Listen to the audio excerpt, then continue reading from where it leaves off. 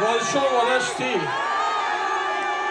આ ગરબાનું આયોજન કરી રહ્યા છે અને આપ સૌએ જાણો છો કે જ્યારે ગરબાનું આયોજન કરવામાં આવ્યું છે ત્યારે વ્યવસ્થિતપણે બધી વ્યવસ્થા કરવામાં આવે છે, છતાં બી આ વર્ષે વરસાદનું જે વિઘન આવ્યું અને એના લીધે 2.5 મહિના ઉપરથી આખી ટીમ જે મહેનત કરી રહી હતી કે છેલ્લા 3 દિવસમાં જે વરસાદ પડ્યો એની અંદર માત્ર યુનાઇટેડ વેનો ગ્રાઉન્ડ નહીં પણ વડોદરાના દરેક ગ્રાઉન્ડ પર આ તકલીફ સર્જાયેલી છે. ભૂતકાળમાં જ્યારે બી કોઈ આવા પ્રોબ્લેમ આવ્યા છે ત્યારે યુનાઇટેડ વે કમિટેડ રહ્યું છે અને એ પ્રોબ્લેમને દૂર કરવા હંમેશ પ્રયત્નો કર્યા છે અને આપ સર્વે અમને સાથ આપ્યો છે.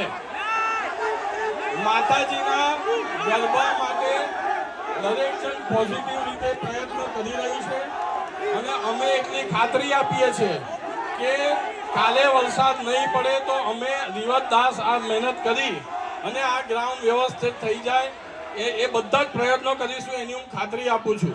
હા, વરસાદ પડે કોઈ બી વસ્તુનો પ્રોબ્લેમ અને નિવારણ હોય છે જ અને અમે નિવારણ લાવીશું. તમારો સાથ સહકાર એમાં જોઈશે. આજે આપ આટલી મોટી સંખ્યામાં અહીંયા ગરબા કરવા આવ્યા છે એ જ બતાવે છે કે આપ સર્વે અમારી જોડે છો. હવે અમને થોડો 24 કલાકનો સાથ આપો અને અમે આ ગ્રાઉન્ડને ચોક્કસપણે સરખું કરીશું. છતાં બી તમને આવતીકાલના ગ્રાઉન્ડની કન્ડિશન પર શંકા રહી હોય આવતીકાલે તો તમે જે નિર્ણય આપશો એ અમે કરીશું. That is very clear. આજે અમે અત્યારે તમને ખાતરી આપીએ છીએ કે વરસાદ નહીં પડે તો આવતીકાલે આ ગ્રાઉન્ડની પરિસ્થિતિ ખૂબ સુંદર હશે. ભૂતકાળમાં બી અમે આ પ્રયત્નો કરેલા છે અને કરીશું. અમે ભૂતકાળમાં બી ખોટા વચનો નથી આપ્યા, સાચા જ વચન આપીશું અને કરીશું.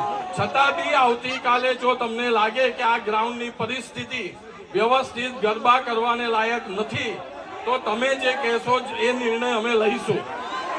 જય માતાજી.